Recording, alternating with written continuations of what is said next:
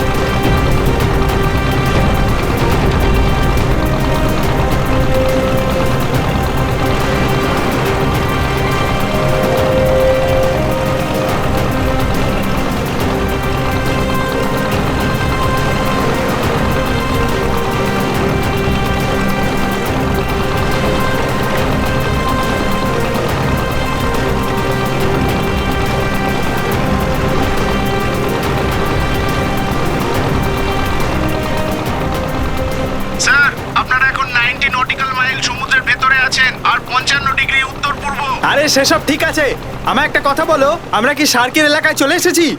আরে পঙ্কজ, সমুদ্র এলাকা হয় না। আরে আরে আরে আমি বলতে চাইছি যে আমাদের আশেপাশে কি শার্ক ঘোরাঘুরি করছে, মানে আমরা কি সমুদ্রের মাঝখানে চলে এসেছি? হ্যাঁ স্যার, আপনারা এখন যে স্পটে আছেন ওই জায়গাটা পুরো শার্কে ভর্তি। স্যার স্যার, এই পুরো এলাকাটার মধ্যে শার্ক ঘোরাঘুরি করছে। এখানে স্যার, আমরা তো শার্কের কোনো কিছুই বুঝতে পারছি না। হ্যাঁ,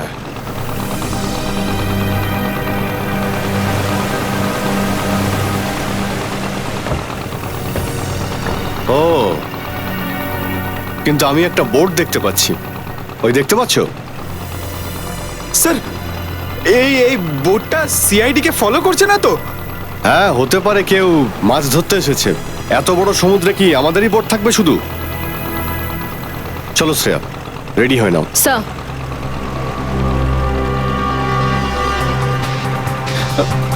শোনো না, আরে আরে আরে এখানে নামার কি দরকার?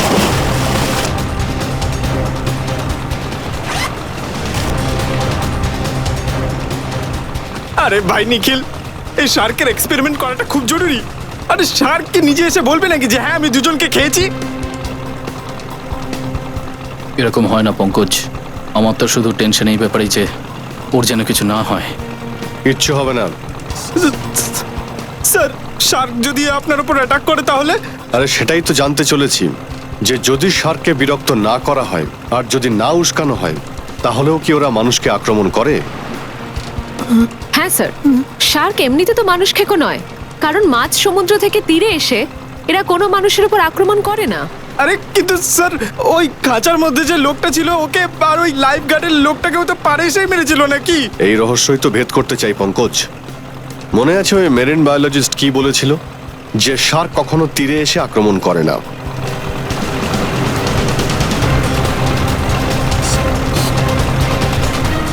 রেডি?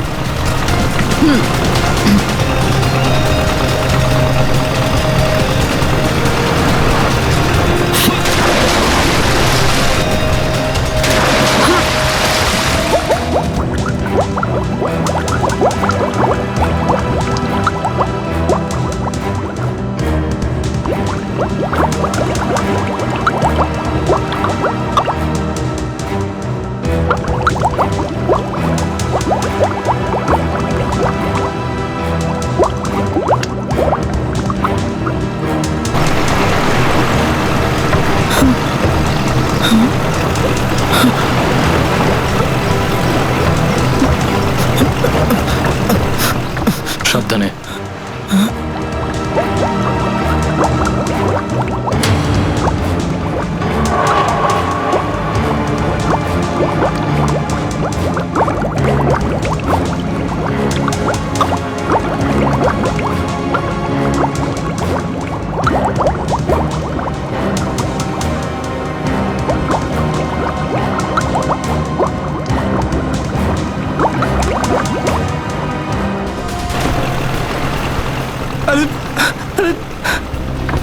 অভিজিৎ স্যার, শ্রেয়া,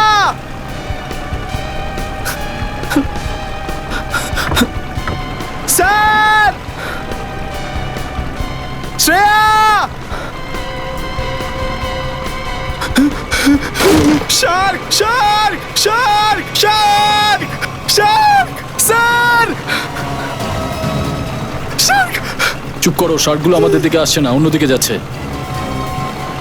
আরে কিন্তু অভিজিৎ স্যার নিচে, স্যার। আরে চুপ করো, ওগুলো অন্যদিকে যাচ্ছে।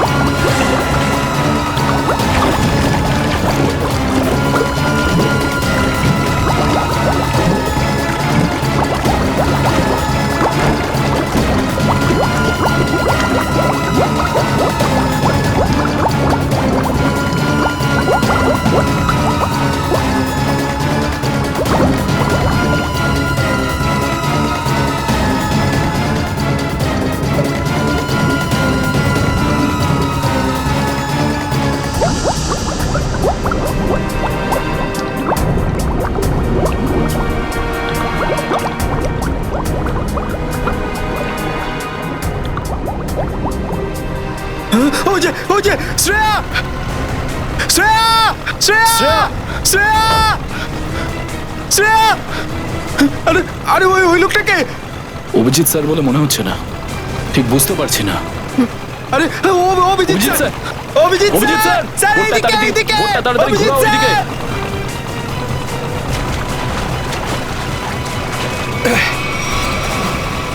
তাড়াতাড়ি তাড়াতাড়ি ওইদিকে নাও, তাড়াতাড়ি ওইদিকে চলো sir. Come on, come on, come on, come on, তাড়াতাড়ি।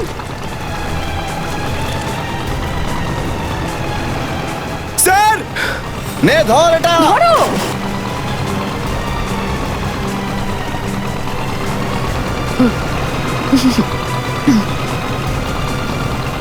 তাড়াতাড়ি করো।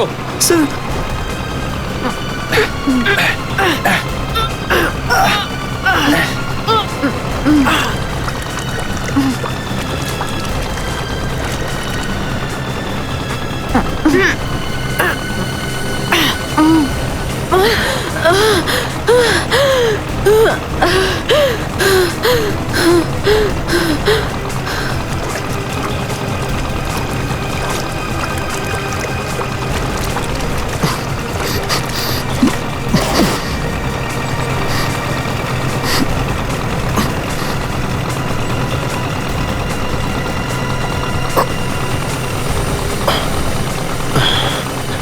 শ্রেয়া, ঠিক আছো? হ্যাঁ স্যার, শ্রেয়া, আমি ঠিক শ্রেয়া আছি। তুমি ঠিক আছো? Sir, sir, sir.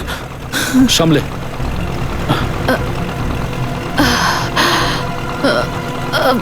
স্যার আমি বলেছিলাম না আপনারা এই এক্সপেরিমেন্টটা করবেন না, দেখলেন তো শ্রেয়ার ওপর শার্ক অ্যাটাক করেছিল। না পঙ্কজ, শার্ক আমার উপর অ্যাটাক করেনি স্যার। আমি শার্ক দেখে খুব ভয় পেয়ে গেছিলাম। হ্যাঁ, শার্ক তো এমনি কাউকে আক্রমণ করে না, কিন্তু যখনই ও নতুন কিছু দেখে তখন ও জানতে চায় যে এটা আবার কি জিনিস, শত্রু নাকি মিত্র। তাহলে আপনারা আমাদের সাহায্য করেছেন, thank you very much. It's okay. কিন্তু আপনি যদি ওকে না বাঁচাতেন তাহলে কি শার্ক ওর ওপরে আক্রমণ করতো? না, শার্ক ওকে আক্রমণ করতো না। আসলে ইনি শার্ক দেখে ভয় পান। আর তারপর যেটা হয় আর কি, উনি হাত পা ছুঁড়তে থাকেন আর তাড়াতাড়ি বোটের দিকে আসার চেষ্টা করেন। ফলে শার্ক মনে করে যে এ তাকে আক্রমণ করতে চাইছে। ফলে শার্ক হয়তো নিজেকে বাঁচাতে একে আক্রমণ করে বসতো। বেঁচে গেলে। এমনিতে শার্কের ব্যাপারে মনে হচ্ছে আপনি অনেক কিছু জানেন, হ্যাঁ? আসলে আমি একজন মেরিন রিসার্চার, আর এরা হলো আমার টিমের লোক। হ্যালো। হাই স্যার, আসলে আমরা গভীর জলের প্রাণীর ব্যাপারে রিসার্চ করি, কিন্তু আপনারা এখানে কি করছেন? আমরা সিআইডি থেকে আর একটা কেসের ব্যাপারে আমরা শার্কের বিহেভিয়ার পরীক্ষা করছিলাম। সিআইডি শার্কের বিহেভিয়ার পরীক্ষা করছে? ঠিক বুঝলাম না। অ্যাকচুয়ালি গত 3-4 দিনে দুজন মারা গেছে। দেখে তো মনে হচ্ছে শার্কের অ্যাটাক, কিন্তু আমাদের সন্দেহ শার্ককে কেউ আক্রমণ করতে বাধ্য করেছে। কিন্তু আপনাদের এটা কেন মনে হলো? দেখুন, আমার এই প্রশ্নটা করার কোনো অধিকার নেই, কিন্তু লোকেরা আসলে শার্কদের সবসময় ভুল ভাবে, তাই আমি জিজ্ঞেস করছিলাম। না না, তেমন কোনো ব্যাপার নয়। আসলে 3 দিন আগে আমরা একটা লাশ পেয়েছিলাম।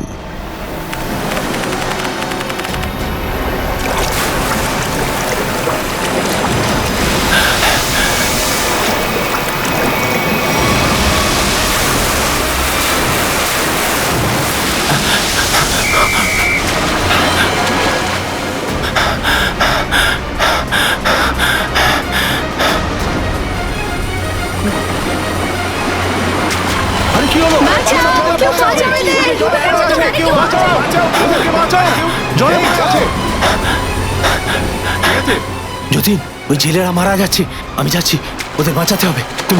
তুমি এসো আমার না সাথে। রোহিত, তোমার হাঁটুতে চোট লেগেছে, আমি যাচ্ছি। দাও,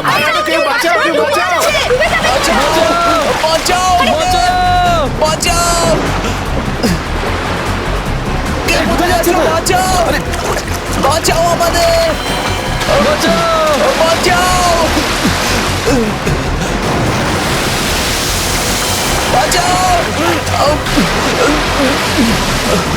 কোথায় আছো? কে? বাঁচাও!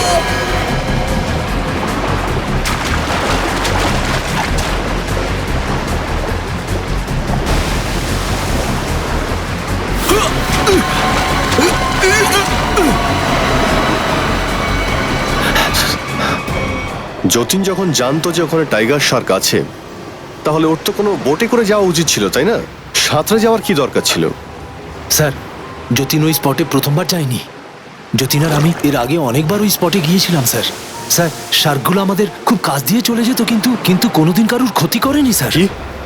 এত কাছাকাছি আসার পরেও শার্ক আক্রমণ করে না? এটাই তো ভুল ধারণা আছে শার্ক সম্পর্কে। শার্ককে কোনো অত্যাচার বা বিরক্ত করা হয় তখনই শার্ক হামলা করে স্যার, নাহলে শার্ক কেন হামলা করবে? বা হতে পারে যতীন শার্ক আক্রমণ করতে বাধ্য করেছিল। না স্যার, এটা একটা ষড়যন্ত্র। যতীনকে সমুদ্রে টানা ষড়যন্ত্র। ষড়যন্ত্র? হ্যাঁ স্যার। আপনার এটা কেন ষড়যন্ত্র মনে হচ্ছে? স্যার, যতীন একজন ট্রেন্ড লাইফগার্ড ছিল, ও শার্কদের উত্ত্যক্ত করতেই পারে না। আর ওই দুজন জেলে, ওদের জন্য তো এই সমুদ্রটা ওদের বাড়ির মতো। ওরাও নিশ্চয়ই এই শার্কদের ব্যাপারে জানতো। ওরা শুধু শুধু শার্ককে উত্ত্যক্ত করবে কেন? ওই দুজন জেলের লাশ পাওয়া গিয়েছিল? আগে না স্যার। আর ওই বোটটা যাতে আক্রমণ হয়েছিল? স্যার, ওই যে তো আছে স্যার।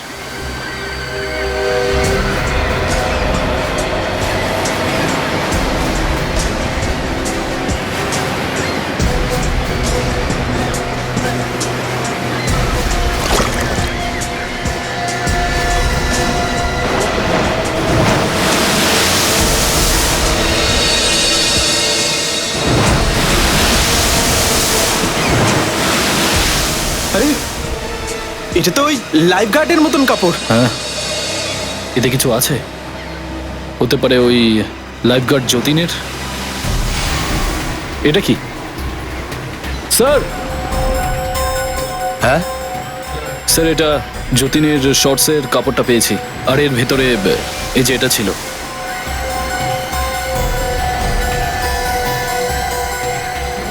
কিন্তু এই জিনিসটা কি হতে পারে? এই জিনিসটা ঠিক কি আপনি বলতে পারবেন? বলতে পারছি না স্যার। জানেন না? এটা তো যতীনের পকেট থেকে পাওয়া গেছে। কিছু জানা নেই স্যার, আমরা লাইফ গার্ডস এটা ইউজ করি না স্যার। হ্যাঁ, লাইফ গার্ড এটার ব্যবহার করে না, তাহলে এটা যতীনের পকেটে কি করছিল? আর দ্বিতীয় দিন আমরা আরেকটা লাশ পাই, সেও শার্কের অ্যাটাকে মারা গিয়েছিল। আমার মনে হচ্ছে এটা কোনো শার্কেরই কাণ্ড হবে স্যার। অর্ধেকটা শরীর তো শার্কেই খেয়ে চলে গেছে। কিন্তু স্যার, এটা কি জিনিস যার মধ্যে বডিটা আটকে আছে? মনে হচ্ছে এটা কোনো শার্ক কেজেরই টুকরো, আর যেভাবে এটাকে কাটা হয়েছে তাতে মনে হচ্ছে এটা কোনো বড় শার্কেরই কাজ। মানে স্যার, এই লোকটা শার্কের উপর রিসার্চ করছিল? হতে পারে সেটা, কিন্তু একটা কথা বুঝতে পারছি না। কোন কথা স্যার? এই যে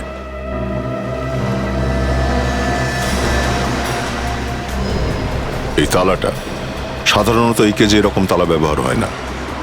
অটোমেটিক মেকানিজমই থাকে যাতে কেজের ভেতরের মানুষটা সহজেই বাইরে চলে আসতে পারে। তার মানে স্যার এটা অ্যাক্সিডেন্ট নয়? না পুরবি, আমার মনে হয় এটা মার্ডার।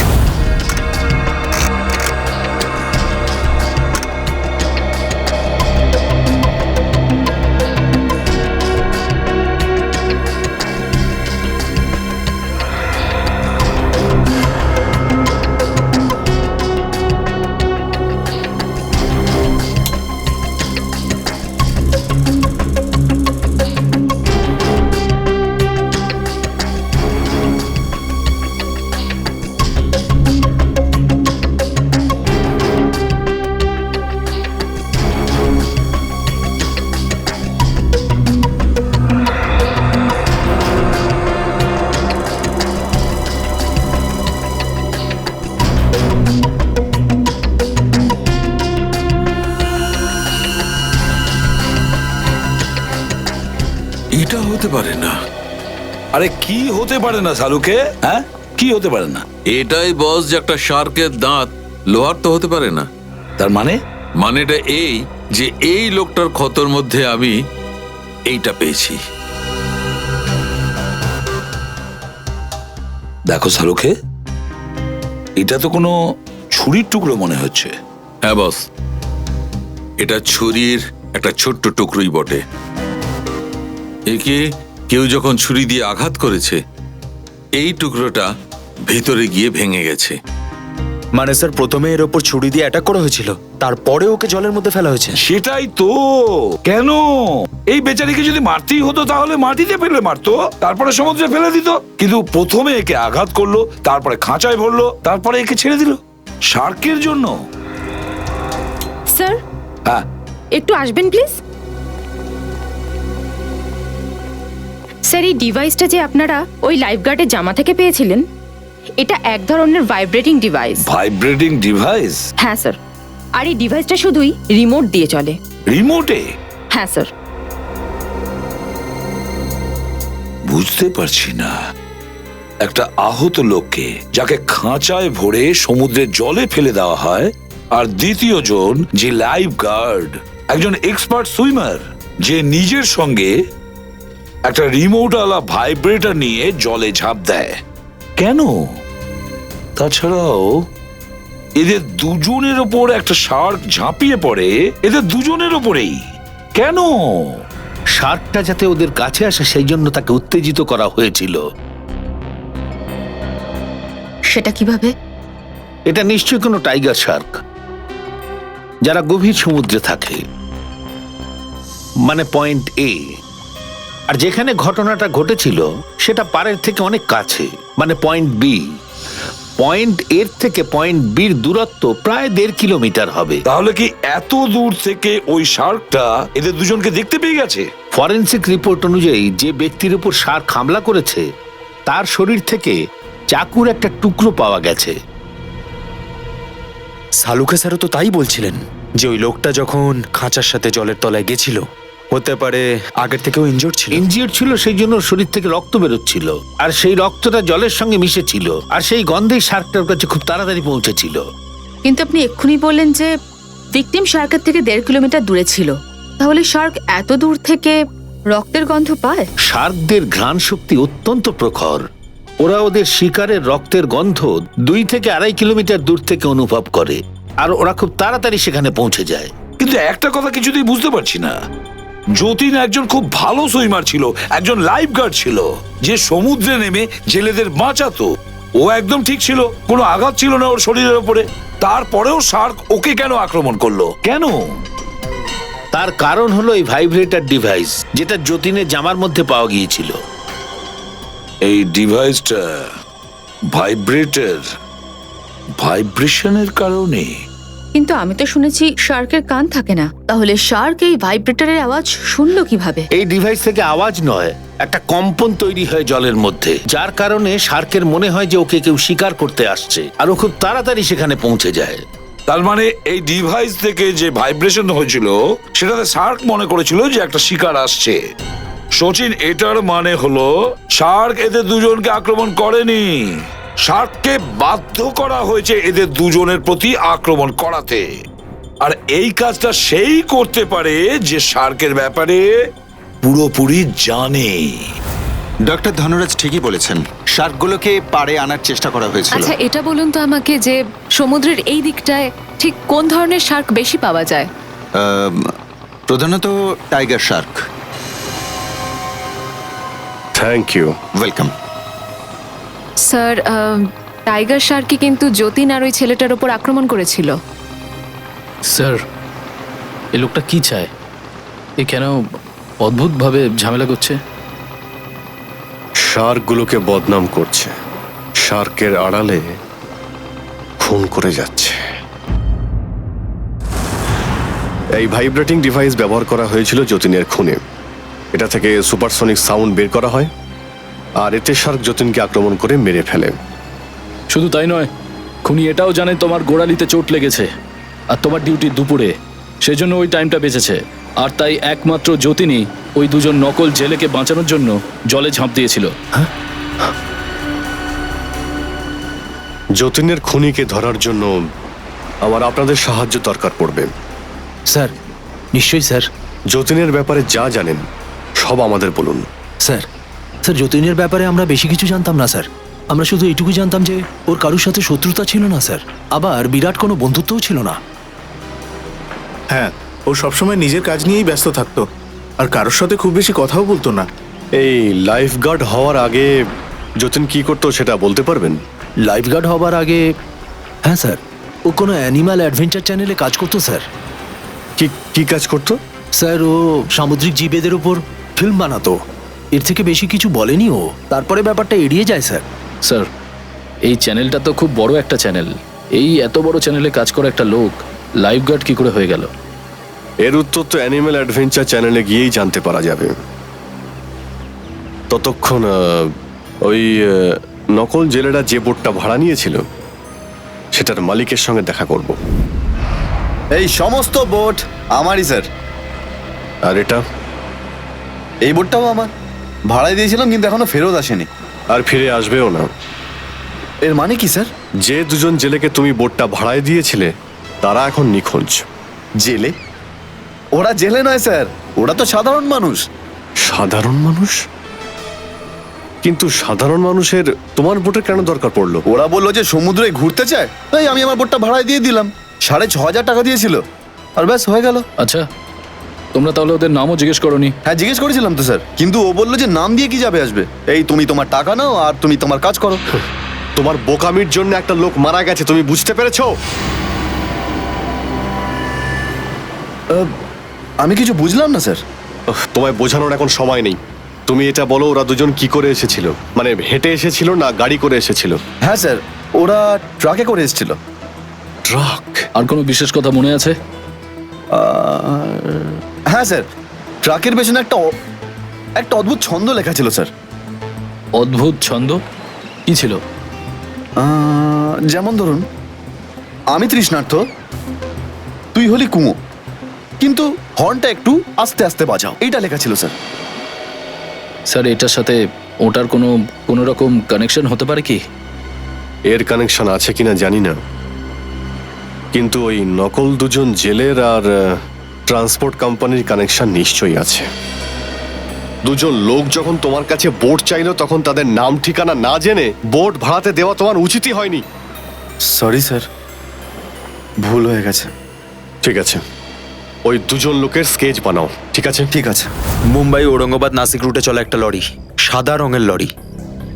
এই দুটো লোক চালায়, দেখেছো এদের? না স্যার, আমাদের এখানে তো সাদা রঙের লরি নেই কোনো। সাদা রঙের লরি আর ওর পেছনে কিছু লেখা ছিল। বলো কি লেখা আছে? আমি তৃষ্ণার্থ, তুই হলি কুঁয়ো, কিন্তু হর্নটা একটু আস্তে আস্তে বাজাও। আমি তো বলতে পারবো না স্যার, আমি তো পড়াশোনা জানি না। পড়াশোনা জানি না? আরে পড়াশোনা জানলে সিআইডির একটু হেল্প করতে পারতিস। যা পড়াশোনা কর। স্যার, এখানে যতগুলো সাদা লরি ছিল সব কটা দেখে নিয়েছি, কোথাও কিচ্ছু লেখা ওই নেই। ট্রাক্টর ব্যাপারে আমাদের মিথ্যা বলনি তো তুমি? না স্যার, আমি একদম ঠিক কথাই বলেছি আপনাকে। আচ্ছা পুরবি, তোমার লিস্টে কটা ট্রান্সপোর্ট কোম্পানির নাম রয়েছে? আর 3টে নাম আছে স্যার। 19শে ফেব্রুয়ারি থেকে PVC 76 এর কোনো রেকর্ড নেই। কেন নেই জবাব দাও। স্যার, স্যার সাদা লরি। এটাই কি সেটা? দেখে তো এটাই মনে হচ্ছে স্যার। পিছনে গিয়ে দেখছি কিছু লেখা আছে কিনা।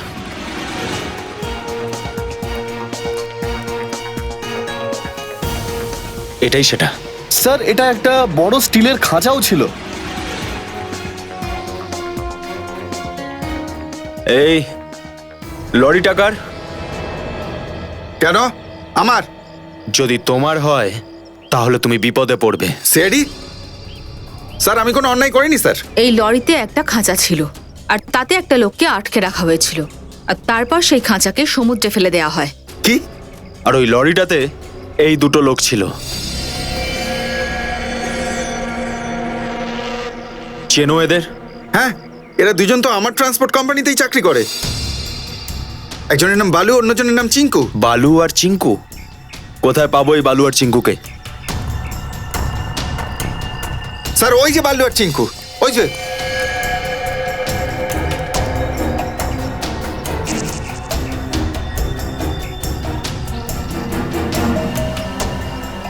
চিঙ্কু পালা! দাঁড়া! আর একটা পা যদি আগে বাড়াস না তাহলে গুলি করব। না স্যার, স্যার আমাদের গুলি করবেন না স্যার। স্যার আমরা সবকিছু টাকার জন্য করেছি স্যার। আমরা ওই টাকা দিয়ে ট্রাক কিনবো ভেবেছিলাম, আমাদের ওদের সাথে কোনো শত্রুতা ছিল না। স্যার ওই লোকটার ওদের সঙ্গে অদ্ভুত রকমের শত্রুতা ছিল। কে ছিল সেই লোকটা? স্যার, উনি অ্যানিমাল অ্যাডভেঞ্চার চ্যানেলে কাজ করেন। স্যার, এটা তো সেই চ্যানেল যার জন্য লাইফ গার্ড যতীন কাজ করত। যতীন? Shark attack! শার্ক পুরো খেয়ে ফেলেছে যতীনকে। হ্যাঁ হ্যাঁ, ওই শার্কটাই যতীনকে খেয়ে নিয়েছে। যতীন আপনাদেরই কাজ করতো, আপনাদেরই চ্যানেলে। হ্যাঁ স্যার। ও এত ভালো চাকরি ছেড়ে ও কেন লাইফ গার্ডের চাকরি নেবে?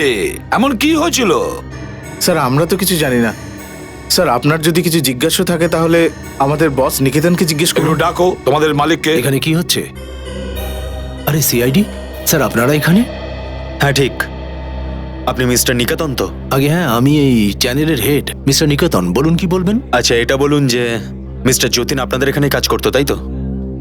হ্যাঁ, যতীন সামুদ্রিক প্রাণীদের উপর ডকুমেন্টারি বানাতো। বলুন কি বলবেন? ওনার খুন হয়েছে। খুন? হ্যাঁ, শার্ককে ব্যবহার করেছে যতীনকে মারার জন্য। স্যার, এটা হলো কি করে? এটা জানার জন্যই আমরা এখানে এসেছি। 2012-তে যতীন এখানকার চাকরি কেন ছেড়েছিল? কি হয়েছিল এখানে যে লাইফগার্ড তৈরি হয়ে গেল? অমিত স্যার, ওই কম্পিউটারটা থেকে 2012-র ফাইলটা খোলো। Okay sir. স্যার, 2012-তে যতীন আমাদের এখানে ওয়াটার লাইফ ডিপার্টমেন্টে প্রোগ্রামিং হেড ছিল। আর ওর টিমে ছিল 3 জন, প্রাচী, দিয়া আর সিট। তারপরে কি হলো? স্যার, শার্কের উপরে ডকুমেন্টারি ফিল্ম বানানোর জন্য 4 জনকে অস্ট্রেলিয়া পাঠিয়েছিলাম। কিন্তু ওখানে শার্কের ব্যাপারেই বলতে পারেন শার্কের বেআইনি শিকারের জন্য ওরা ফেঁসে যায়। স্যার, এক্স্যাক্টলি বলতে পারবো না, কিন্তু দিয়ার প্রাচী ইন্ডিয়াতে ফিরে আসেনি। আর সিড আর যতীন আমাকে এই ব্যাপারে কিছু বলেনি। আর এই জন্য তুমি ওকে চাকরি থেকে তাড়িয়ে দিয়েছো? স্যার, আমি কি করব? চ্যানেলের বদনাম হচ্ছিল, আমার সামনে আর কোনো রাস্তা ছিল না। এই সবগুলোর পিছনে কিন্তু ওই রয়েছে সচিন, অস্ট্রেলিয়ার Shark coaching. Shark coaching. Sir, ওই খাঁচাটার ভেতরে যে লাশটা আমরা পেয়েছিলাম সেটা তো যতীনের ছিল না। এরকম আবার নয় তো যে ওই লাশটা যতীনের বন্ধু সিডের? হতে পারে, হতে পারে ওটা সিডেরই লাশ। স্যার, ফাইল ওপেন হয়ে গেছে। আসুন স্যার। স্যার দেখুন, স্যার এই হলো যতীন, এই দিয়া, স্যার এ হলো প্রাচী। পঙ্কজ, এদের দুজনকে নিয়ে এসো।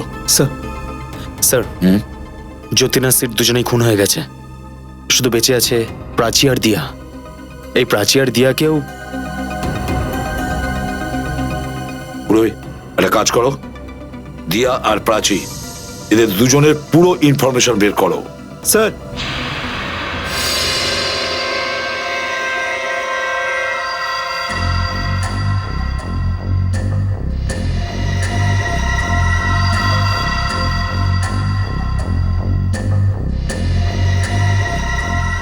এদিকে এসো,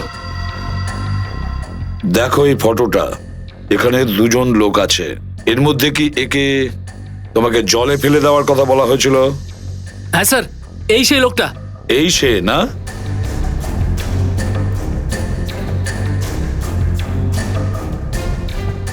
আচ্ছা বলো, কে তোমাকে বলেছে একে জলে ফেলে দেওয়ার জন্য? স্যার, ইনি বলেছিলেন আমাদের।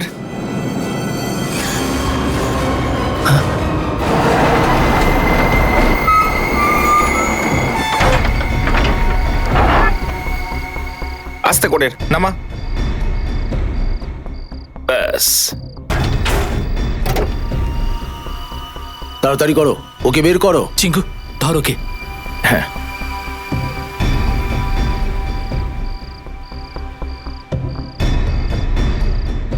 ভিতরে ঢোকা।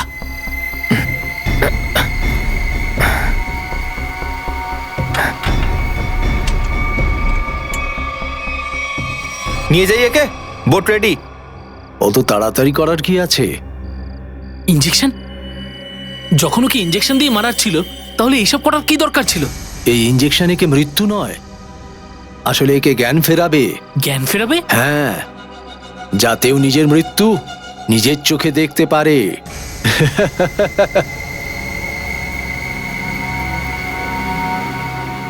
এবার দেখো,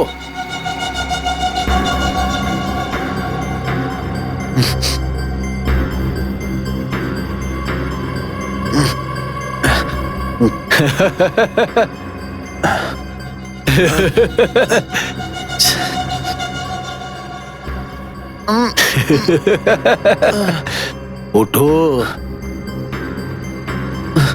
ট্রাই করো।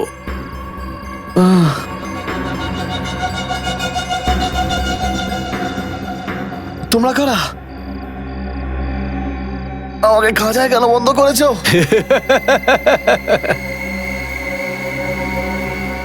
তুমি? হ্যাঁ আমি।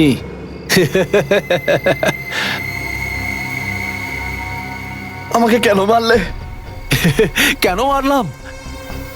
যখন এই খাঁচাটা সমুদ্রে ফেলবো, তোর দেহ থেকে বেরোনো রক্তের গন্ধে শার্কগুলো যখন তোর দিকে এগিয়ে আসবে না, তখন তুই বুঝতে পারবি আমি তোকে কেন মেরেছি। এরকম করো না, আমার ছেড়ে দাও।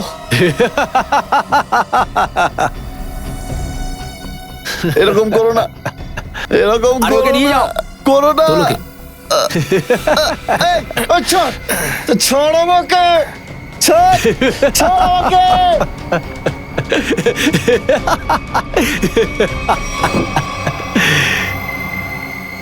আরে স্যার, একদম ফালতু বকছে। আমি তো ওদের চিনি না, আমি এদের মারতে যাব কেন? যদি তুমি কিছু না করে থাকো, তাহলে এরা কি মিথ্যে কথা বলছে? হ্যাঁ স্যার, মিথ্যে কথা বলছে, পুরোপুরি মিথ্যে কথা বলছে। কে মিথ্যে বলছে আর কে সত্যি, সেটা তো আমরা জেনেই নেব।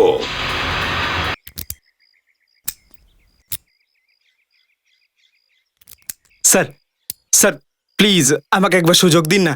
দয়া স্যারের স্টাইলে দরজা ভেঙে ঢোকা। হ্যাঁ, আমি এসএপি স্যারের সঙ্গে কথা বলছি। এরপর থেকে দরজা ভাঙার দায়িত্ব তোমাকেই দেওয়া হবে। না না না না না স্যার, আমি তো মজা করছিলাম। আমিও মজাই করছিলাম। আমি কি করব স্যার? স্যার, প্রতিবেশীরা বলছিল যে 1 বছর ধরে ঘরটা বন্ধ, তাহলে তো পরিষ্কার কি করে? তার মানে তুমি কিছু বুঝতে পারছো? ব্যাপারটা একদম পরিষ্কার, এই বাড়িতে কেউ থাকে। এ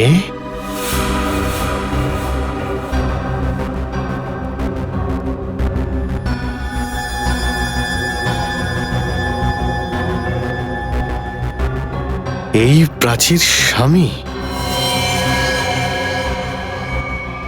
আর অনেক কিছু লুকিয়ে আছে এই বাড়িতে। সাহেব, দিয়া ম্যাডাম তো 1 বছর হলো মারা গেছেন। কি? দিয়ার মৃত্যু 1 বছর আগে হয়েছে? আগে হ্যাঁ কিভাবে কিভাবে মৃত্যু হয়েছিল ওর? সাহেব, উনি বিদেশে কোনো একটা কাজের জন্য গেছিলেন আর ওখানেই উনি মারা যান। এর থেকে বেশি আমি কিছু জানি না। আচ্ছা, দিয়া কি এখানে একাই কি থাকতো নাকি অন্য কেউ থাকতো ওর সঙ্গে? সাহেব, ওনার বোন থাকেন তো এখানে। এই কয়েক মাস আগেই এসেছেন এখানে থাকার জন্য। তার আগেও কোথায় থাকতো? বিদেশে থাকতেন। উনিই আমাকে দিয়া ম্যাডামের মৃত্যুর কথা বলেছিলেন। কি? দিয়ার বোনের নাম কি? আগে মায়া সাহেব। ওর নাম মায়া? আর এরা হলো আমার টিমের লোক। কি জানি কেন আমার মনে হচ্ছে মায়া নামটা শুনেছি। আচ্ছা, কোনো ফটো টটো আছে কি মায়ার? হ্যাঁ সাহেব, 1 মিনিট, আমি নিয়ে আসছি।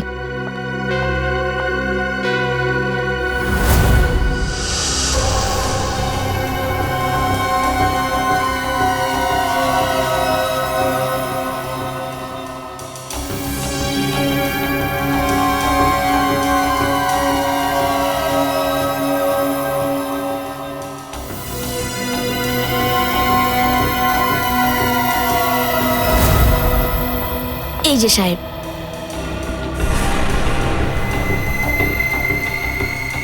তাহলে এই হলো মায়া।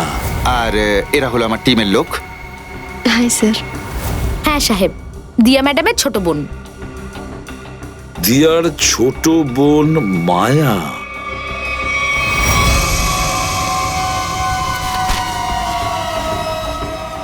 যে প্রমাণের জন্য অপেক্ষা করছিলাম সেটা আমরা পেয়ে গেছি।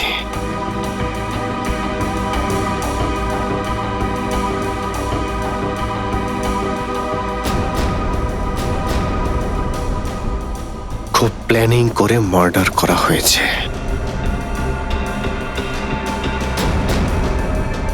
খুনের প্রবণতা এর ছিল স্যার, আর বদনাম শার্কগুলোকে করছিল। এটা আবার কি?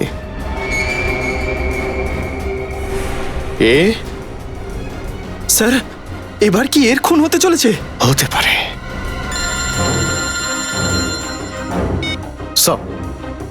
স্যার, আমি এক্ষুনি আপনাকেই ফোন করতে যাচ্ছিলাম। এই শার্কের খেলাটা কে খেলছে সেটার খোঁজ পেয়ে।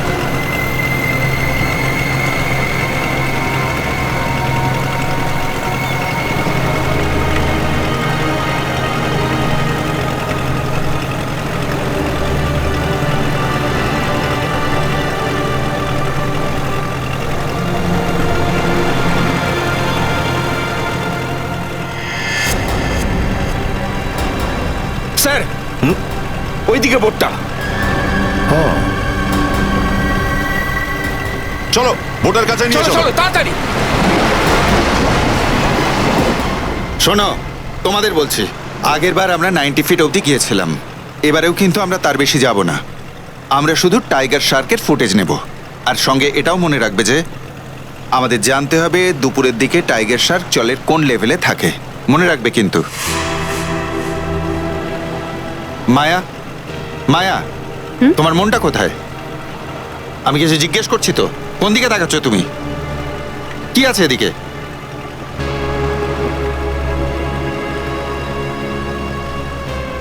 বোটটা তো আমাদের দিকেই আসছে। আরে ওরা তো হাতও দেখাচ্ছে। আরে এরা তো সিআইডির লোক।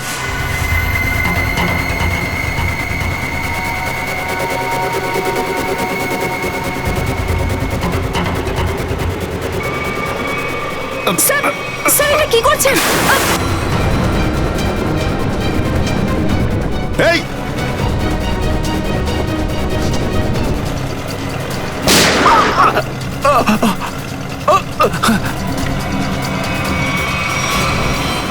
সাবধানে পুরবি, কুইক।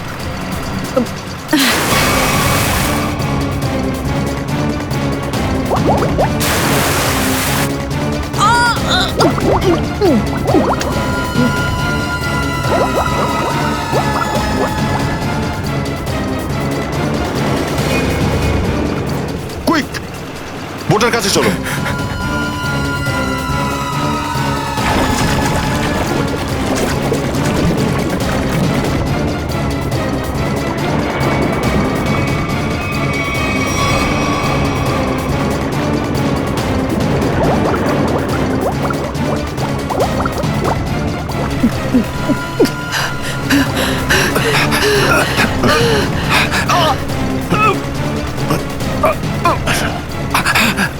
তুই কি ভেবেছিলি এত সহজে তোর উদ্দেশ্য সফল হয়ে যাবে আমরা থাকতে? না।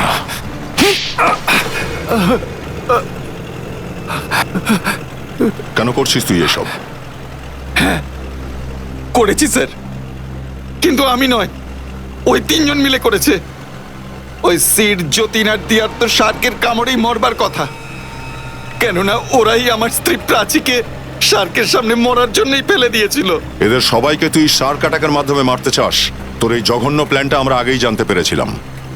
আর প্রাচীর বাড়ি থেকে আমরা এটাও জানতে পেরেছিলাম যে তুই প্রাচীরই স্বামী। নিজের জ্ঞানটা তুই ব্যবহার করলি নিরপরাধ মানুষদের মেরে ফেলতে। না স্যার, ওরা কেউ নিরপরাধ ছিল না স্যার। ওই সিড, যতীন আর দিয়া অস্ট্রেলিয়াতে আমার স্ত্রী প্রাচীকে শার্কের সামনে ফেলে দিয়েছিল মরার জন্যে। ওই রকম পরিস্থিতিতে ওরা ঠিক নিজেদের প্রাণ বাঁচিয়ে চলে যায়, আর আমার স্ত্রীকে মৃত্যুর মুখে ফেলে রেখে চলে আসে। এমনকি আমার স্ত্রীর মৃত্যুর খবরটা ওরা ইন্ডিয়ায় আমায় পৌঁছে দেয়নি। আর সব থেকে বড় কথা তো স্যার এটাই যে ওই দিয়াকে বাঁচানোর জন্যে আমার স্ত্রী নিজের প্রাণ বিসর্জন করেছিল। কিন্তু তারপর দিয়াকেও মেলবোর্নে নিজের প্রাণ হারাতে হয়। কিন্তু তবু আমি শান্তি পাচ্ছিলাম না, কেননা সিড আর যতীন তখনও বেঁচে ছিল। মায়া তোমার কি ক্ষতি করেছিল?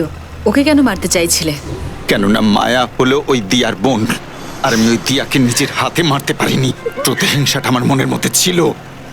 আর যখন মায়া আমাদের টিমে জয়েন করলো, তখন আমি ঠিক করলাম যে একে মেরে আমি আমার স্ত্রীর খুনের প্রতিশোধ নেব। স্যার আমায় ভুল ধারণার মধ্যে রেখেছিলেন। উনি আমায় বলেছিলেন যে আমার দিদির মৃত্যু হয়েছে সিড আর যতীনের জন্য। আর এই জন্য সেদিন যখন সিআইডি জিজ্ঞাসাবাদ করছিল, আমি ওদেরকেও কিচ্ছু বলিনি সিড আর যতীনের ব্যাপারে। তার মানে হচ্ছে তুমি আগে থেকেই জানতে যে অমল নিজে সিড আর যতীনের উপরে শার্ক অ্যাটাক করিয়েছিল?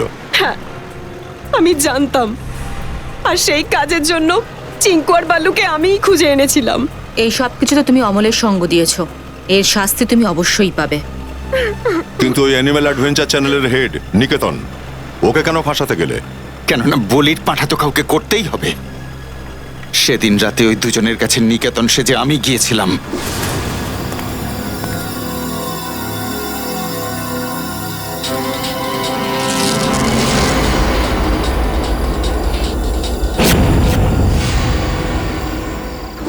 এই নির্দোষ শার্কগুলোকে তুমি বদনাম করেছো নিজের কাজে ব্যবহার করে।